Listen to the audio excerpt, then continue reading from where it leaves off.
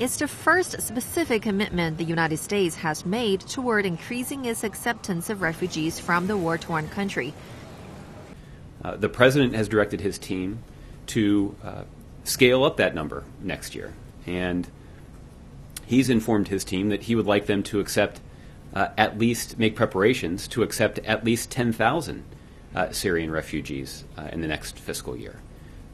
The Obama administration has come under sharp criticism from refugee and immigrant advocates for a laggardly response and not doing enough to deal with the crisis caused by refugees escaping conflict in Syria and other countries. Britain announced on Monday that it will accept up to 20,000 refugees from Syria by 2020.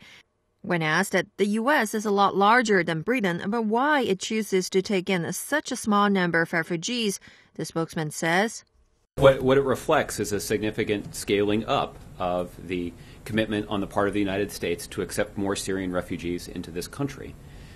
The other thing that's important for people to recognize, and I mentioned this earlier this week as well,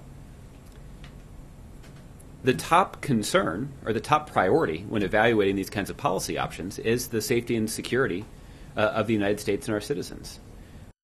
Since the start of the Syrian war in 2011, Washington has accepted around 1,500 Syrian refugees. According to the United Nations, the total refugees population is around 4 million. European countries have taken in waves of migrants fleeing violence. Germany allowed 20,000 migrants into the country over the weekend and is preparing for 800,000 this year.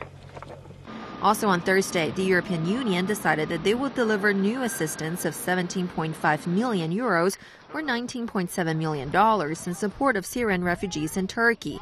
It said with the funding, 240,000 Syrian refugees in Turkey, most of them children, will receive schooling opportunities and food security. Since the start of the conflict in Syria, more than 11.5 million people have been forced to flee their homes, including almost 4 million that fled to neighboring countries, half of them to Turkey.